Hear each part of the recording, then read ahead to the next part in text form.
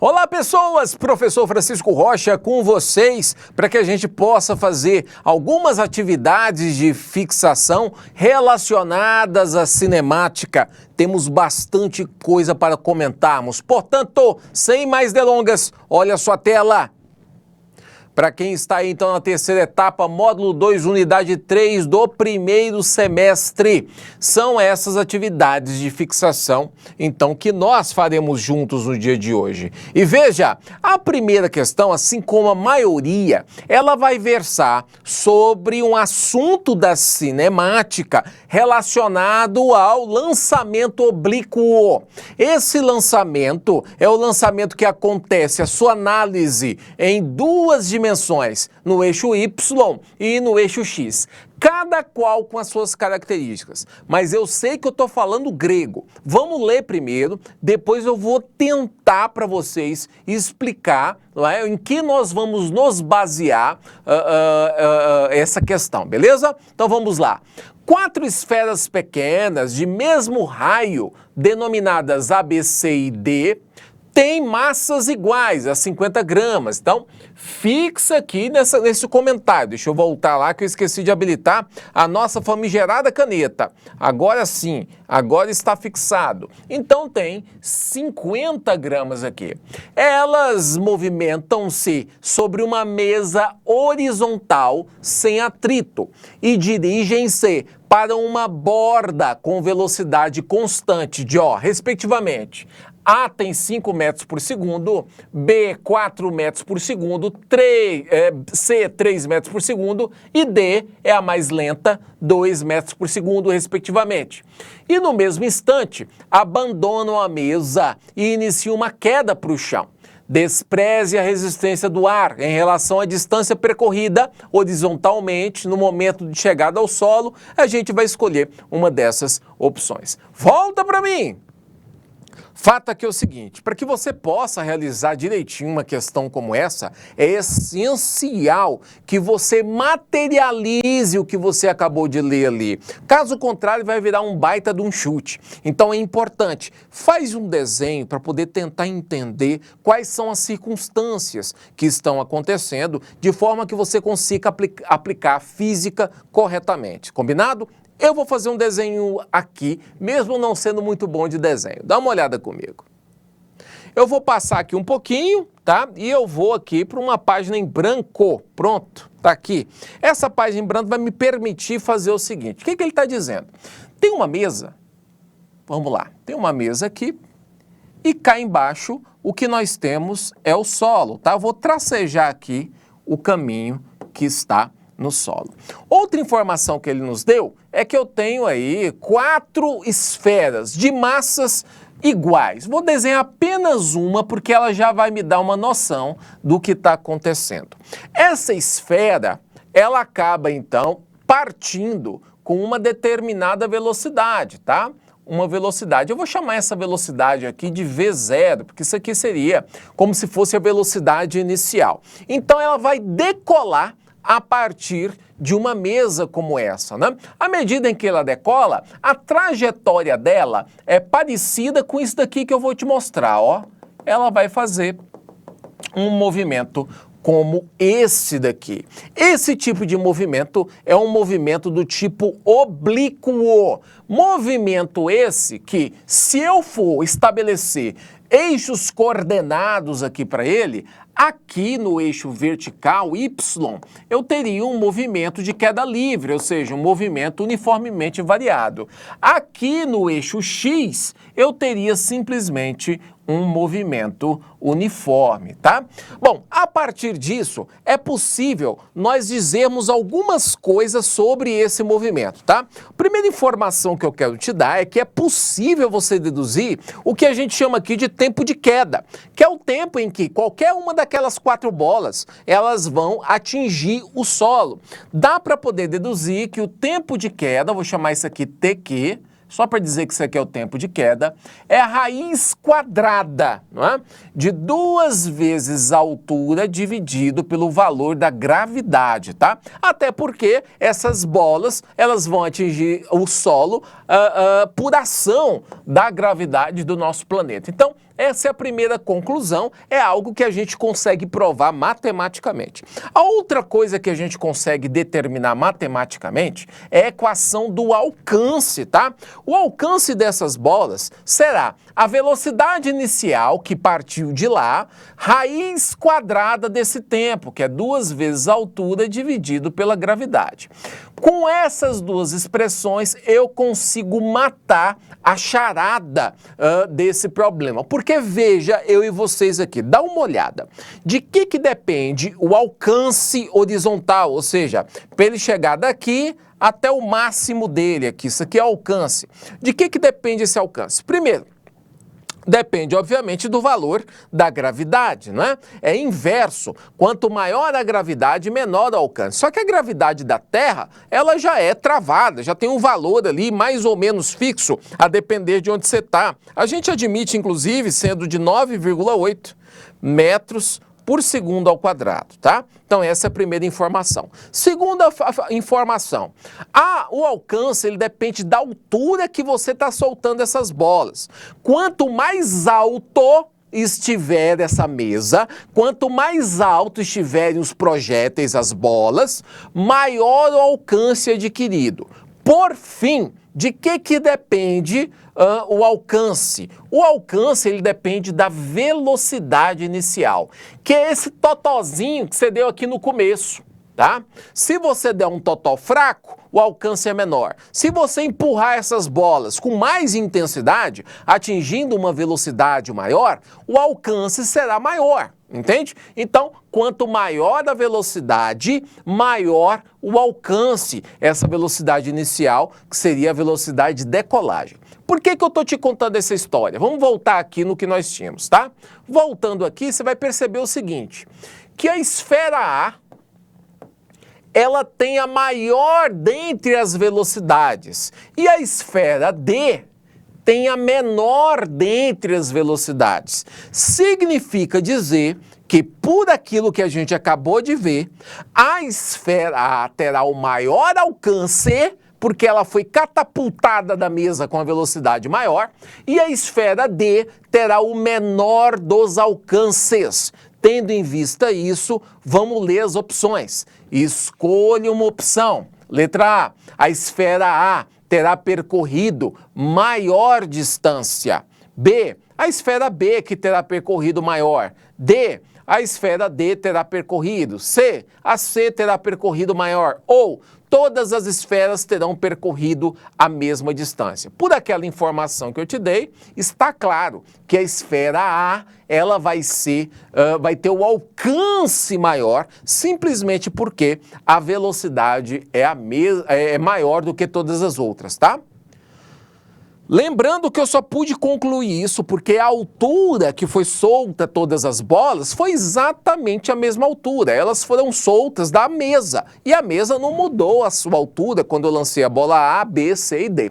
A altura é a mesma. Então só dependeu da velocidade inicial. Quanto maior a velocidade inicial, maior vai ser o alcance que aquelas bolas vão admitir. Maravilha? Primeira questão morta. Vamos para a segunda. Vem comigo. Muito bem. Bom, embora eu vá para frente, a gente ainda vai voltar nessas informações aqui, ó. Essa figurinha nossa vai ser um coringa. Eu vou voltar nelas para a gente poder discutir algumas questões mais à frente, tá bom? Próximo aqui para nós, presta atenção. O gráfico representa o módulo das velocidades de 2 automóveis como função do tempo. Eu tenho aqui então no gráfico o automóvel A e o automóvel B, tá? Então são 2 carros. Com relação à área achurada, a área achurada é aquela parte que está pintada no gráfico ali que vocês estão vendo. O que a gente pode dizer que ele representa? Pera lá, primeiro vamos organizar e observar aqui esse gráfico, tá bom? O gráfico está falando do movimento de 2 corpos, tá bom? De movimento aí de 2 carros, por assim dizer. Veja que o carro B, com o passar do tempo, aqui está o eixo do tempo e aqui está o eixo da velocidade. Veja que a velocidade do carro B não muda. É como se, por exemplo, você estava lá com um carro e você está sempre ali a, sei lá, 20 metros por segundo de velocidade nesse carro, tá? Não mudou de jeito nenhum, toda a vida foi 20 metros por segundo. Já o carro A, o que aconteceu? Ele partiu de 20 metros por segundo, ele começou bem aqui, ó. Ele começou a 20 metros por segundo. Quando chegou aqui, ele aumentou constantemente a sua velocidade. Quando estava naquele ponto lá, perceba que a velocidade aí do automóvel é algo maior, com certeza maior do que 20 metros por segundo. A primeira coisa que você vai perceber, deixa eu colocar aqui foi maior do que 20 metros por segundo, só para a gente não esquecer, tá? A primeira coisa que você vai perceber, se o tempo aqui foi de, sei lá, 10 segundos, tá? Passou-se 10 segundos para acontecer. Você há de convir comigo que o móvel B, ele percorreu uma certa distância, certo? Ele estava lá caminhando a 20 metros por segundo, em 10 segundos ele cumpriu uma certa distância. O automóvel A, também em 10 segundos, ele percorreu uma certa distância, sendo que a distância percorrida pelo automóvel A, com certeza, foi maior do que a distância percorrida por B. Exatamente porque o automóvel A, ele estava acelerado. Ele aumentava sua velocidade constantemente, tá? Então, esse é um fato, primeiro fato que eu quis trazer para vocês. Segundo fato, toda vez, escuta o que eu estou te dizendo, tá? Eu vou falar até no seu olhinho lindo, presta atenção. Toda vez que você tiver um gráfico da velocidade contra o tempo, que é exatamente o caso que nós temos aqui, certeza de sucesso, você consegue determinar o deslocamento, consegue determinar o quanto o móvel andou, tá? Dá para fazer isso só através do gráfico, professor, só através do gráfico. De que jeito? Olha aqui na tela. Existe, então, essa propriedade que num gráfico como esse, tá? O deslocamento ΔS, ele vai ser numericamente igual à área abaixo do gráfico. Quer dizer o seguinte, se eu pego, por exemplo, olha só para o gráfico que está em B, tá? Só para o gráfico lá que está em B. Se eu quero encontrar quanto que é o deslocamento do carro B, eu vou pegar essa área vermelhinha aqui, ó. Só essa daqui que está abaixo da curva de B, tá vendo? E determino. Eu pego a área, fechou, determinei P. E como é que eu faço para poder determinar a área de A? A área de A, você vai ter que considerar isso tudo aqui, ó. Essa parte todinha aqui que eu vou achurar de roxo, tá? Toda ela aqui, ó. Perceba que a área de A é maior do que a de B. Quer dizer que só essa porçãozinha interna aqui, ó, essa daqui, vou passar de outra cor só para te mostrar. Essa parte interna bem aqui, ó, ela vai ser o tanto que A andou menos o tanto que B andou. É o tanto de A menos o tanto de B. Isso significa que é a diferença entre esses deslocamentos.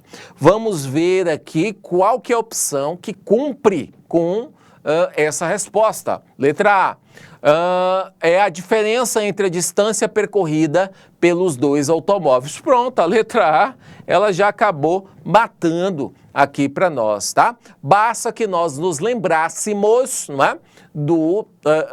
Dessa propriedade, né, de que o deslocamento é dado numericamente pela área abaixo da curva. Sempre que você tiver um gráfico da velocidade contra o tempo, isso vai ser verdade.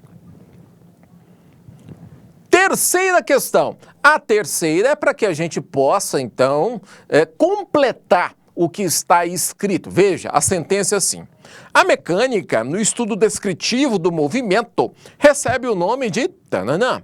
Nesse estudo, a mudança de posição de um corpo em relação ao sistema de referência dá-se o nome de tananã, enquanto tananã é a linha que indica as posições sucessivas ocupadas pelo corpo, tá? Aí a gente tem que escolher aqui uma opção de A até E que completa convenientemente. Eu vou fazer aqui, vou tentar completar aqui agora. Na mecânica, o estudo descritivo do movimento sempre vai receber, gente, o nome de cinemática. Cinemática, tá? Pessoal, eu diria para você que a mecânica ela se divide em duas partes. O estudo da mecânica é cinemática e é dinâmica, mas o estudo descritivo do movimento, sem se preocupar com as suas causas, é a cinemática. Nesse estudo, a mudança de posição de um corpo em relação ao sistema dá-se o nome de, a gente chama isso aqui de deslocamento. Mudança de posição é deslocamento.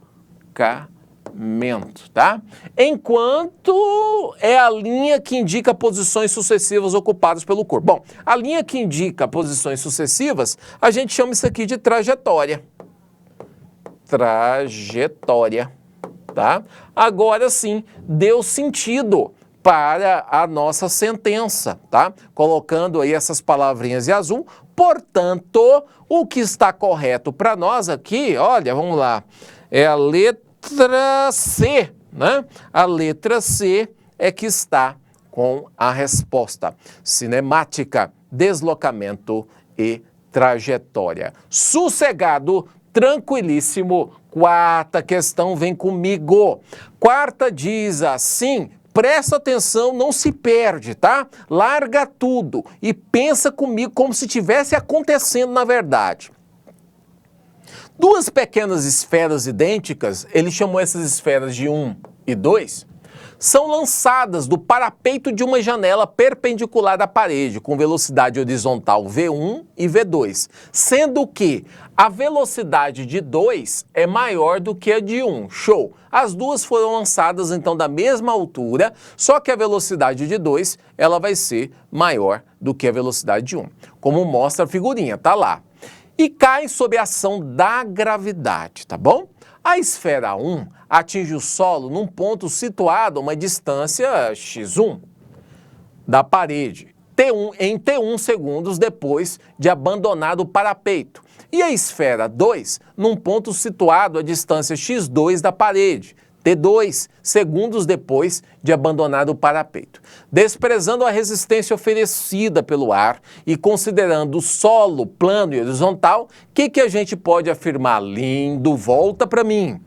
Senhoras e senhores, num caso como esse, é precisamente o que a gente viu na primeira questão. Só que ao invés de uma mesa, eu tenho uma janela. Estou soltando da janela e estou permitindo que esses objetos caiam no chão. Então eles vão seguir exatamente aquele mesmo raciocínio lógico do lançamento oblíquo. E eu quero te lembrar o que a gente fez. Lembra que eu falei que ia largar aquilo ali porque aquilo ia servir de referência? Então, vamos analisar primeiro a questão do alcance e segundo, vamos analisar a questão do tempo de queda. Quanto tempo cada um demorou para poder cair, tá? Vou voltar lá, olha aqui na tela. Retornando tudo, estou voltando para a primeira questão, mas aquela parte que eu escrevi está aqui. Eu pedi para você observar essas duas coisas. Primeira coisa, o alcance. Quem vai ter maior alcance? Como as duas bolas, a bola 1 e 2, elas estão sendo soltas da mesma janela, então a altura é a mesma. A única coisa que vai diferenciar é a velocidade. Diz aqui essa equação que quanto maior a velocidade, tá? Maior o alcance. Ele falou lá que a velocidade de 2 é maior do que a velocidade de 1. Então, por essa equação, o alcance do segundo corpo é maior do que o alcance do primeiro. Ponto pacífico. Quem deu o totó mais forte na bolinha, tá? Ou seja, quem fez com que essa bola saísse daqui a uma velocidade maior, ela vai ter um alcance maior. Agora, olha só a tramóia do tempo de queda. Aqui é que você tem que tomar o máximo de cuidado. Eu vou mudar de cor, porque isso agora que a gente vai ver é bonito. Presta atenção. O tempo de queda é a raiz quadrada de 2 vezes a altura pela gravidade. Perceba que por essa equação, o tempo de queda nada tem a ver com a velocidade. Você pode dar um totó forte, pode dar um totó fraco, ou seja, a velocidade pode ser grande ou pequena. O tempo de queda só depende da altura que você está soltando o objeto e depende da gravidade, de mais nada. Como para as duas bolas lá, bola 1 e 2, o corpo 1 e 2, a altura é a mesma, foi a janela, e a gravidade é a mesma, é a da Terra, olha que loucura, o tempo de queda vai ser exatamente o mesmo. Se você quiser, você pode tentar fazer isso na prática, com dois corpos iguais, tá? Para que você possa tentar marcar o tempo de queda. Mesmo que eu dê um totó muito forte tá? Uma bola de aço, por exemplo, eu venho e dou uma estilingada nela muito forte, vai ter um tempo de queda. E na outra, eu venho e só faço um toquezinho fraco, vai ter também um tempo de queda. Só que os tempos de queda são os mesmos. Se você soltou da mesma altura, o tempo de queda é o mesmo. Isso é impressionante. Quer dizer que só a altura e a gravidade é que vão mandar em quanto tempo os objetos nesse planeta vão cair. Isso é bacana. Tendo em vista isso, a gente consegue fazer nossa resposta. Vamos lá. Voltando para a questão, temos o seguinte, vem comigo, voltando lá, pronto, chegamos, né? Bom, como nós vimos, se a velocidade 2 é maior do que 1, o alcance 2 será maior do que 1 e os tempos de queda serão exatamente iguais. Você marcou aí provavelmente a letra B, porque a letra B está dizendo exatamente isso que eu falei, né? O alcance da primeira é menor do que o da segunda, porque a velocidade da segunda é maior. E o tempo de queda, o tempo para chegar no solo, é precisamente o mesmo. Gente, se você não achou depois de questões como essa, a física linda, quer dizer que você morreu por dentro. Quinta e última questão, vem comigo. Um atleta se prepara para uma competição e para melhorar o seu desempenho, ele corre num gramado de formato retangular, 50 metros por 80 metros. Eu vou até fazer o desenho desse gramadinho aqui para nós, tá? Como é gramado, é verdinho, é um retângulo, tá aqui o gramadinho. Ele está dizendo que aqui são 80 metros e aqui são 50 metros. É isso que ele está dizendo para a gente até aqui, tá bom? Sabendo-se que ele gasta 40 segundos, em média, para dar uma volta ao campo, quanto ele percorrerá em 1 hora de treinamento, se a gente mantiver o mesmo tempo médio, tá? Bom, nesse caso aqui, já que ele está falando de média, nada mais justo da gente usar a equação da velocidade média. A velocidade média é o deslocamento ΔS dividido pelo tempo ΔT, tá? Essa daqui é a equação talvez mais famosa da primeira série do ensino médio, tá? Bom, a gente vai pegar o ΔS, nesse caso, como deslocamento mesmo, para poder saber. Veja, ele começou aqui nesse ponto, eu vou chamar de A. Passou por B, porque ele está dando volta no gramado, vem C, vai lá no D e volta para A. Qual que é a distância total que ele está cumprindo? A distância total, nesse caso, vai ser a soma, o perímetro desse gramado, né? 80 mais 50 vai dar aí o que, Jesus? 130. 130 mais 80, 210. 210 mais 50, 260. Isso para ele dar uma volta completa. Então, o ΔS aqui é 260 metros, tá? 260 metros. Eu vou, então, calcular, né, com essa distância aqui, qual que seria a velocidade média desse caboclo fazendo todo esse percurso. A velocidade média aqui vai ficar, então, se eu não errei na minha conta, 260, é isso mesmo, né? 80 com 80, 160, 160, 50, 250, 210, 210 com 50, 260, isso mesmo. Dividido pelo tempo, que é 40 segundos, essa conta não é desafio para vocês. Eu posso simplificar esse zero com esse zero e eu vou dividir agora 26 dividido aí, né, por 4, 26 por 4. Farei isso daqui para poder apressar o nosso sistema por meios eletrônicos. 26 dividido por 4 aqui para mim está dando, olha só a velocidade, 6,5 metros por segundo, tá? Ele quer saber em 1 hora, ele quer saber em hora. Eu posso passar esse resultado aqui para quilômetro por hora, para que eu possa saber em hora. Como é que eu passo um resultado como esse para quilômetro por hora?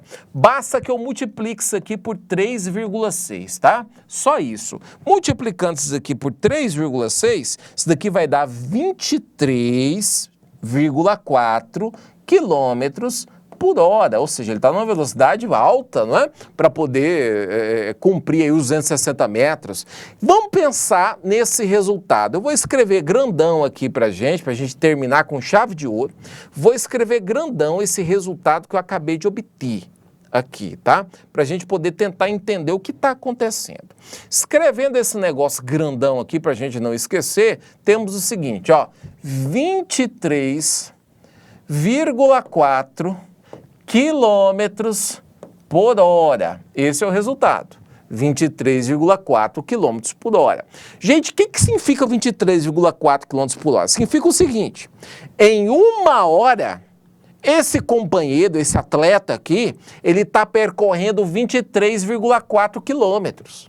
Isso é dizer que a velocidade é 23,4 quilômetros por hora. E ele pergunta exatamente isso. Em 1 hora, qual que é a distância que ele vai ter percorrido? Ora, em 1 hora, a distância que ele percorreu com a velocidade a mesma é de 23,4 quilômetros. Portanto, quem marcou aí a letra D acertou em cheio.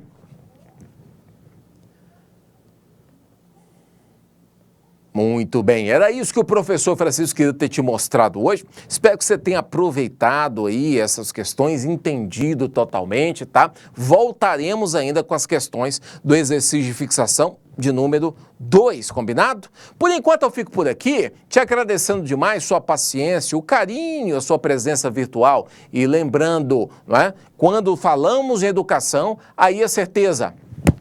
Tamo junto. Um abraço, até logo, tchau, tchau.